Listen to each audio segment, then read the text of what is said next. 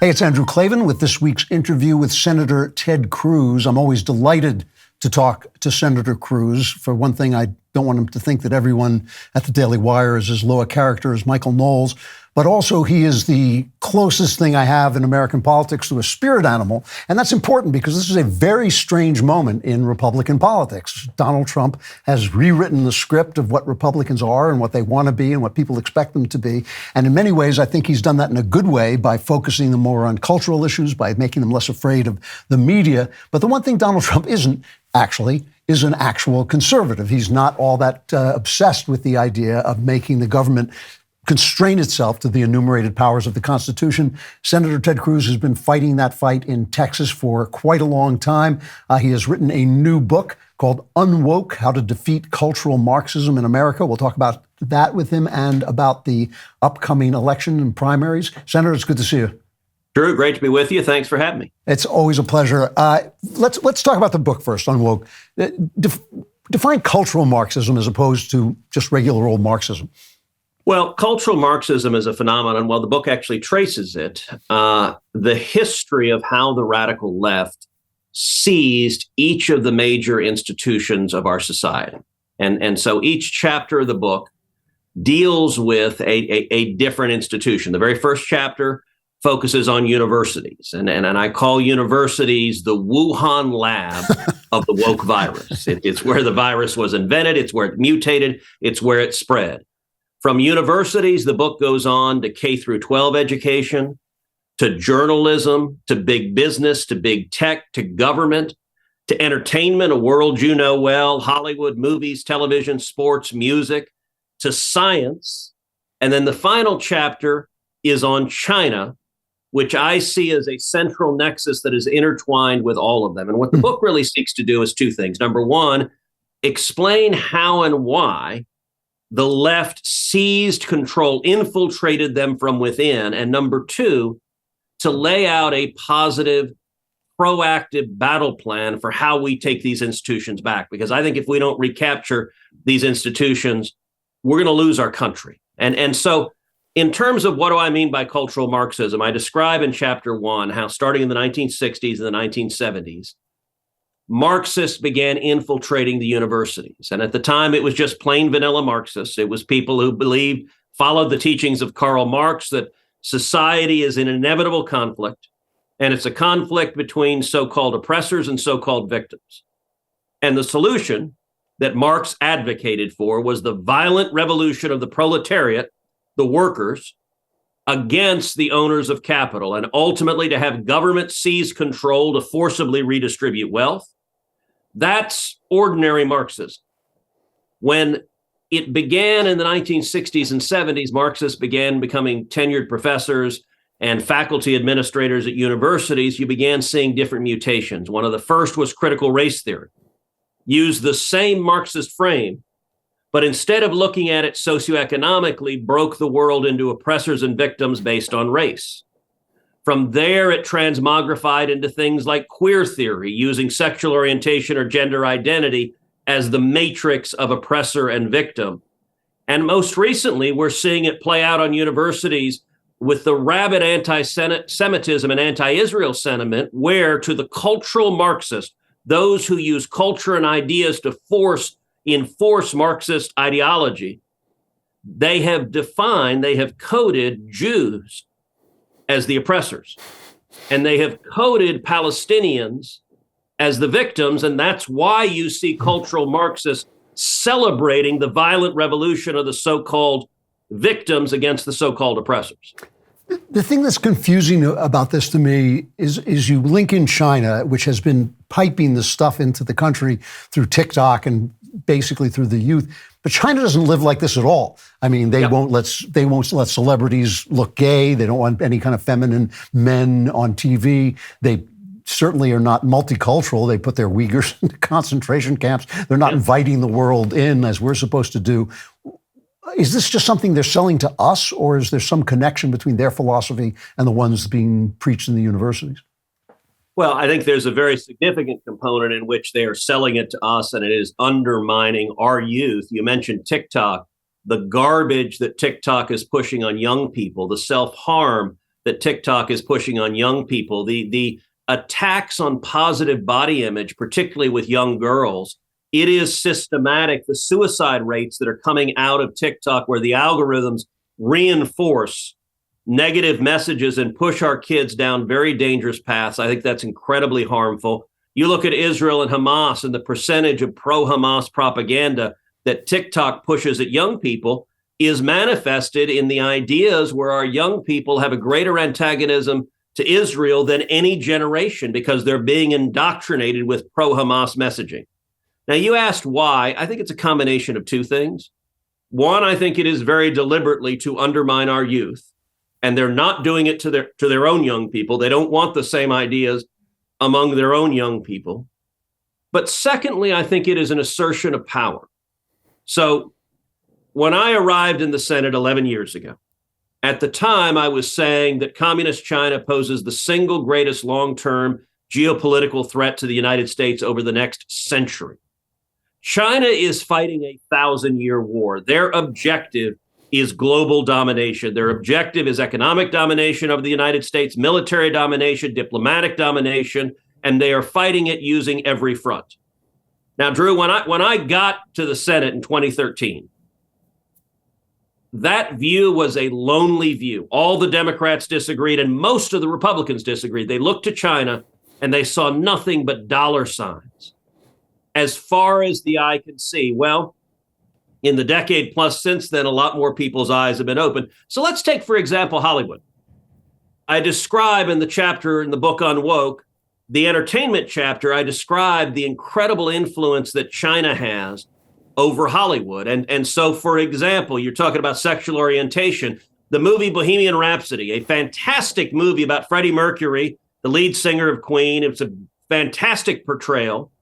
Well, when it was released in China, China forced the movie makers to edit out scenes showing Freddie Mercury as gay.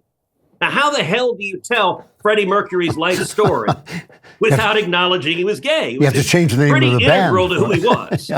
Yeah.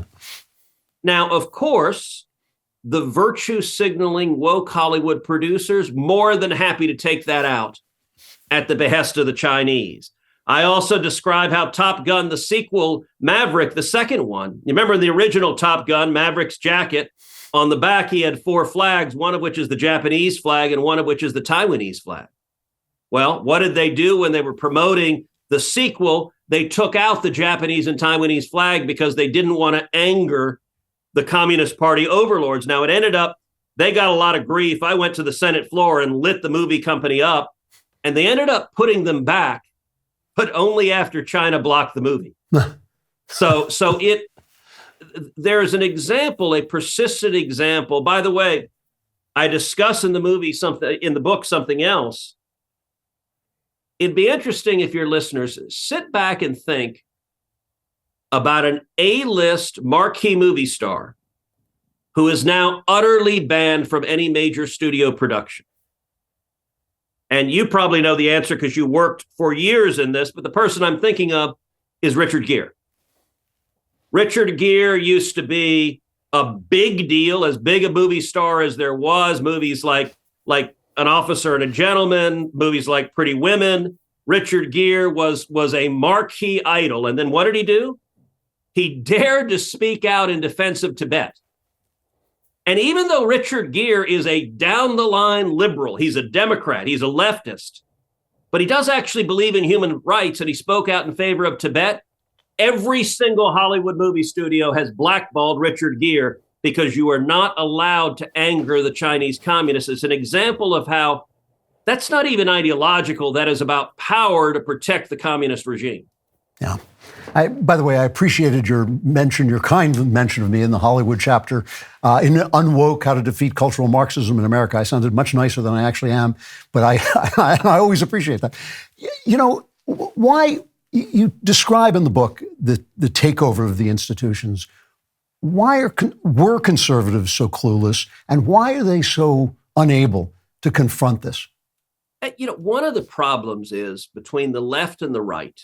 The left has always understood the power of ideas. They embrace the power of ideas. The right does not. If you look at the best and the brightest among leftists today, what do they go do? They go into journalism. They go into the academy. They go into government. They go into entertainment. They go into all of the organs of transmission of ideas. Barack Obama is the epitome of the perfect leftist, from being Illinois senator to president of the United States to now producing garbage on Netflix. Like, you could not design a leftist in a laboratory more perfect than Barack Obama. On the right, what do the best and brightest do? They go make money. They go into business, they go make money. But the result is we don't fight in the battleground of ideas. So, Andrew, I mentioned that the book lays out a positive battle plan for how we take these institutions back. There are really three buckets of tools that I advocate we use. The first is just sunshine and transparency.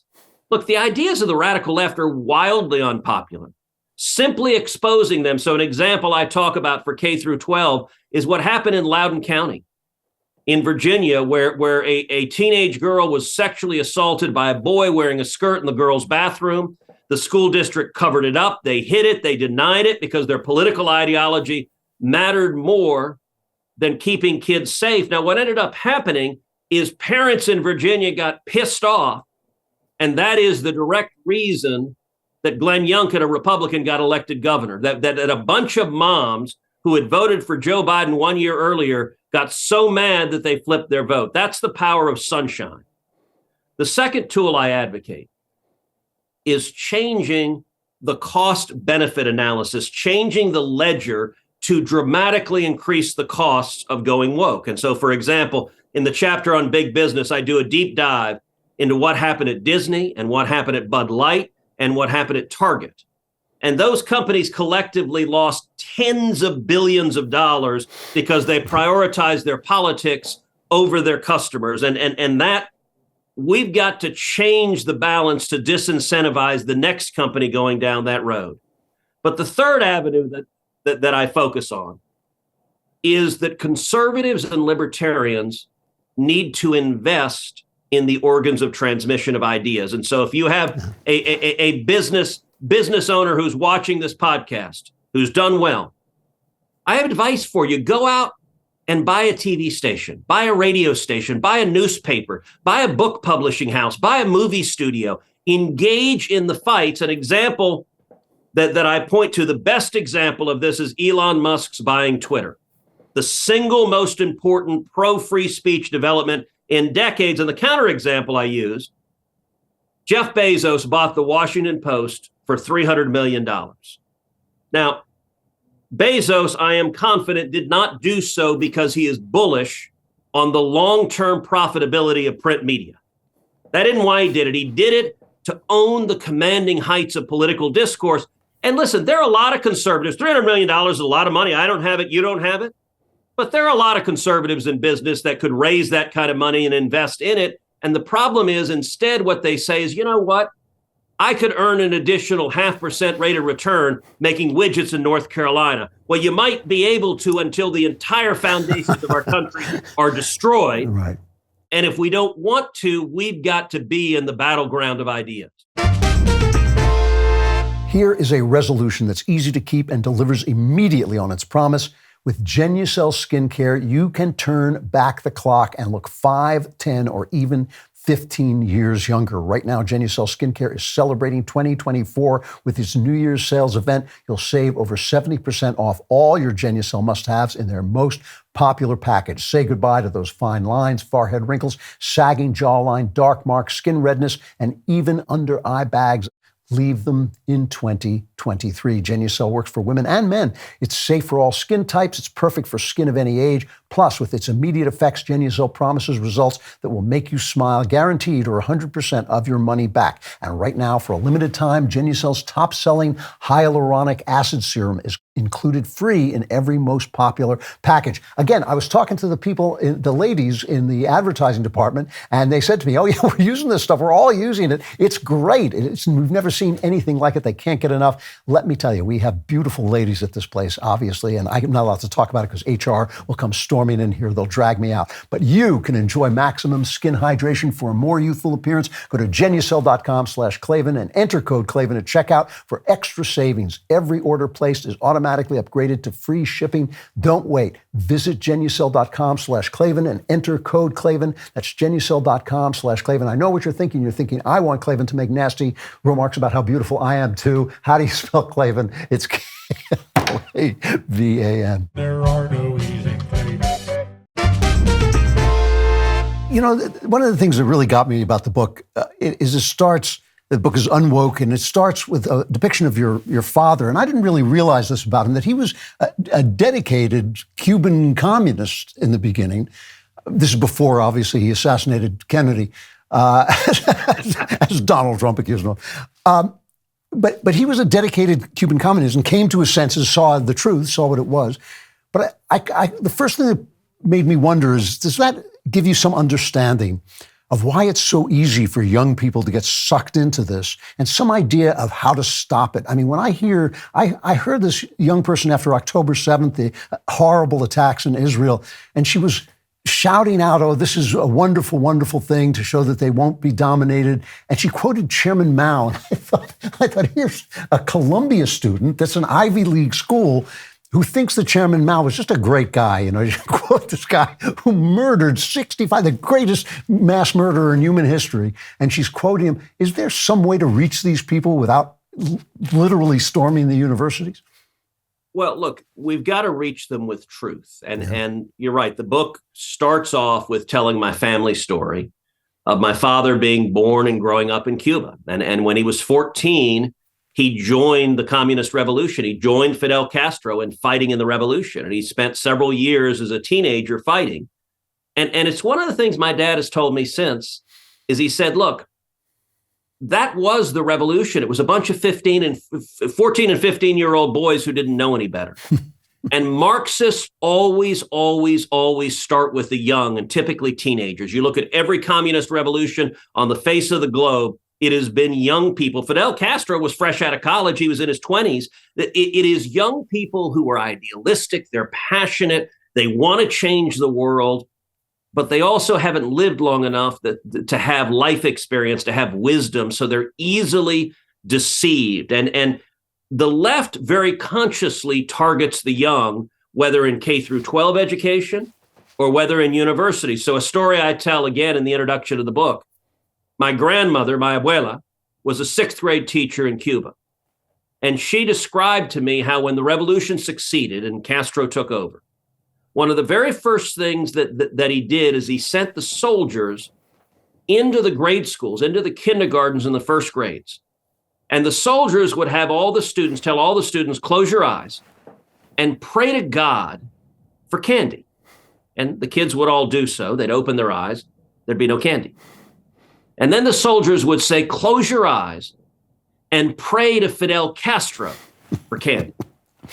And the kids would do so, and the soldiers would very quietly slip a piece of candy on each child's desk.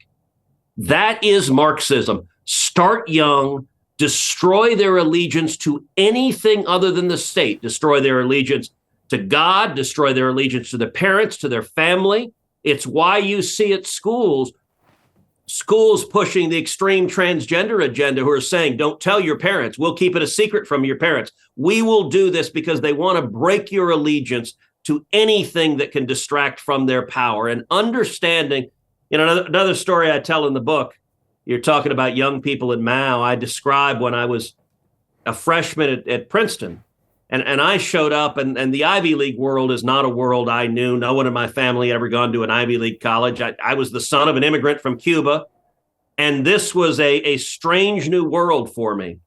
But sophomore year of college, a guy down the hall from me in my dorm had a poster on the wall of Che Guevara, and he was celebrating Che Guevara. And I remember walking into his dorm room, and I said, hey, man, that is awesome. That is so cool. I said, have you thought of maybe putting a Hitler next to it? or how about a Stalin or a Mao? Because look, I mean, Che was a genocidal, sadistic, murdering bastard. But frankly, he was an amateur. He didn't kill nearly as many as Hitler. And the look of complete befuddlement of this student, that made no sense to him. Because look, Che was good looking and he had a 5 o'clock shadow and he was rugged. So, what's a little mass murder between friends? Truth is powerful and we got to explain. So once again, the book is Unwoke, How to Defeat Cultural Marxism in America by Senator Ted Cruz. Let's talk a little bit about the election. We're taping this before the Iowa caucuses, and it's apparently going to snow so badly in Iowa that there may be no Iowa caucuses. What's your take on what's going to happen going forward? The polls show Trump way in the lead. Do you think that that's the way it's going to end up? I don't know. I am deliberately staying out of the primary. And so I'm going to trust the voters to make that determination. Whoever wins, I'm going to support the Republican nominee and do so enthusiastically because I think we are wildly on the wrong path. I've never seen as much damage done to our country as has been done in the last 3 years under Joe Biden. And one of the consequences, I talk about this a lot in the chapter on government, Donald Trump broke the Democrats. He shattered their brains. They hate him so much that he drove them to the radical left. The cultural Marxists are in charge of this administration. Donald Trump also broke the media. So journalists, the chapter I have on journalism, I describe how a decade ago, let's take something like CNN. CNN, a decade ago, even back as 2015, 2016, they aspired to be journalists. So they held out in their mind, their objective was to be fair and balanced, to present both sides, to let the people decide, that they thought they were being impartial. Now, they were always terrible at it. They always leaned left. But that goal was there. Trump broke them. I used to go on CNN once a week. I haven't been on CNN in years. Because now CNN will have a panel of 5 people all to discuss how Donald Trump is the devil. And those are the only views allowed. And the media now views their mission as being propagandist. It's no longer present both sides. Things like, we must defend democracy, by which they mean only elect left-wing Democrats. That not electing a left-wing Democrat means democracy is destroyed. And, one of the things Marxists do, inevitably, they accuse their opponents of doing the thing they are doing. And so every Democrat who says we're defending democracy simultaneously cheers when Colorado and Maine throw Donald Trump off the ballot and say the best way to defend democracy is stop the voters from voting for your opponent. It is a rabid hypocrisy. And so, look, I don't know who the nominee is going to be. You're right. Trump has a big lead. That certainly appears from the polling who it's going to be. If he's the nominee, I will support him enthusiastically. But I think we've got to pull the country back from the brink. I think we're very close to going over the edge. You were Trump's first time out. You were the last man standing against him, and put up a powerful fight against him.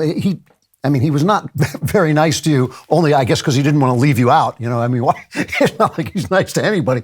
But you supported him. You decided that this was the right thing to do. Do you share any of the fears of the left? The left has been putting out with one unified voice, if he gets elected again, he's going to turn into, they're not going as far as Hitler, but it's the end of democracy. He's going to be a dictator. Do you have any fears that he's out of control in any way? So look, again, I think it is ironic. What the left accuses their opponents of doing is what they're doing. You want to talk about dictator? Take a look at Joe Biden.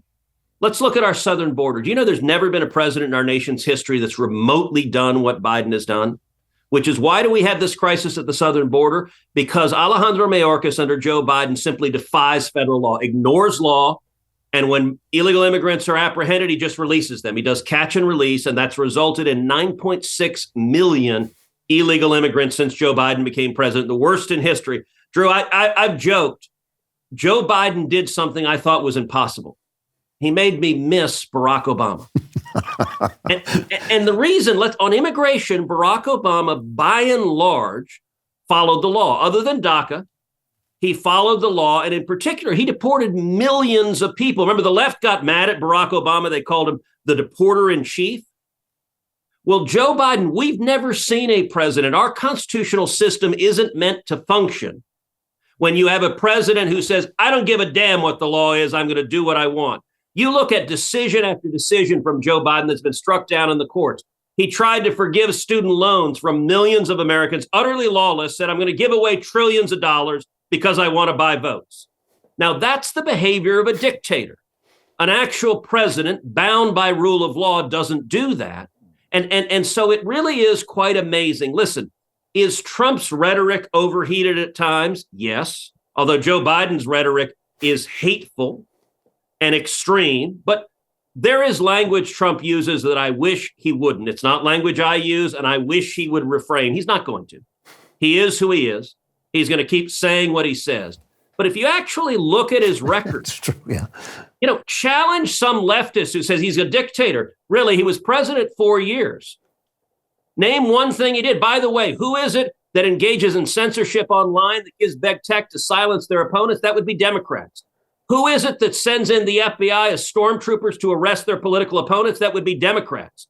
Who is it that has abused our justice system, has weaponized it, has brought 4 indictments against their political opponent, trying to put him in jail? That would be Democrats. And so I actually view the dictator accusation as really ironic, because if you compare the substantive record, it is night and day, and there is no comparison between what the Trump administration actually did and what the Biden administration is doing right now. You said that Trump broke the Democrat Party, which I think is true, but he also broke the Republican Party to a degree. And I know I'm not alone among conservatives in feeling that the Republican Party is kind of soft, that they do not stand up. I mean, you're talking about all these things that the Democrats have done, but the Republicans seem to be frozen in their attempts to stop them. And a lot of times they just, I'm not alone in thinking this, they just don't seem to have the fight in them that Trump has demonstrated. And you've demonstrated. And to be fair, you've demonstrated as well. But look, you're putting your finger on the single thing I like best about Donald Trump, and that most conservatives like best about Donald Trump, is that he's got backbone. He's got guts. He's not afraid of the Democrats. He's not afraid of the media. There are so many Republicans who act like they're scared of their own shadow. I serve in the United States Senate. It is a mess looking at the United States Senate, because they run away from fights over and over and over again. And listen, when I ran for president in 2016, as you noted, it came down to me and Trump. We were head to head. I'm the only person who has beaten him repeatedly. I won 12 states, 8 million votes nationwide. And the reason, and by the way, other than Trump and me, no Republican won more than a single state. Kasich won Ohio, Rubio won Minnesota, and Trump and I won every other state in the country. And the reason, frankly, is the voters wanted someone with the guts to stand up and fight. And that's what I've been doing. That's what Trump promised to do, and it's what he's done. And you're right. The willingness of so many Washington Republicans to run away from a fight is infuriating. And it's a big part of the reason Trump has the support he has in this primary.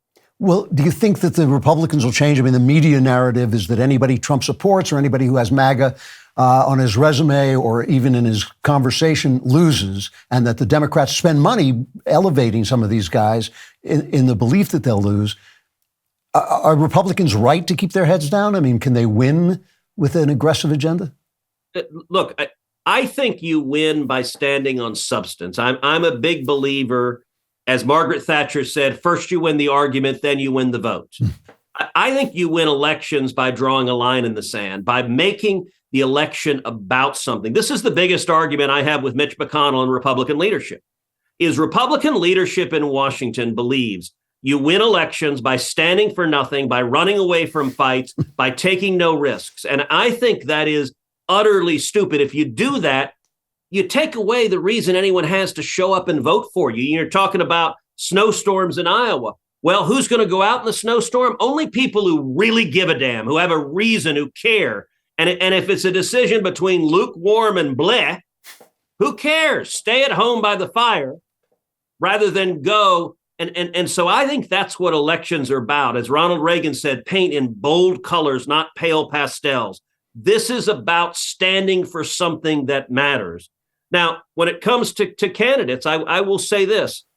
Candidate selection matters. So here's my approach in terms of endorsements. I endorse candidates all over the country. I endorse candidates for Senate, for governor, for the House.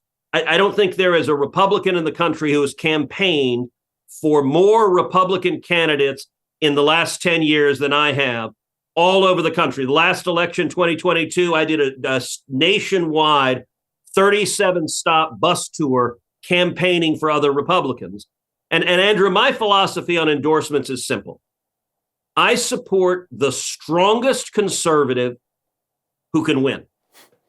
Both of those are important. Strongest conservative, I want a real record. I care about finding someone who's been in the fights, who has the scars, who has the battle wounds of standing for conservative principles. But I also care deeply about who can win. If you can't win, you might be the best conservative on earth, but if you don't have a path to victory, if you can't raise the money, if you can't organize, if you can't run a campaign, I don't have time to waste time with you. The stakes on the country are too great. This isn't a game.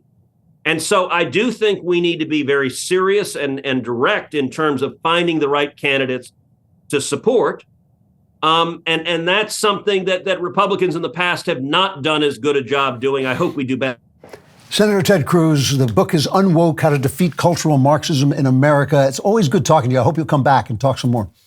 Andrew, thank you. It was great to be with you. And I hope you guys go online and buy the book. It's designed to be, and I think it is, a fun, interesting read. It'll educate you. It'll inform you. It'll give you the tools you need that when you're sitting down at dinner with your friends and family, when you're arguing with your crazy left-wing neighbor, when you're talking to your kids or grandkids, and let me say especially, go buy a copy of this book for your kids or grandkids. They need to hear the truth. That's how we counter lies, is with truth. That's how we counter darkness, is with light. And Drew, you're doing it every day. I appreciate it. Thanks very much. I appreciate it, Senator. See you again. Take care. All right. Always good to talk to Senator Ted Cruz. It just really is nice to hear an actual, fearless conservative voice.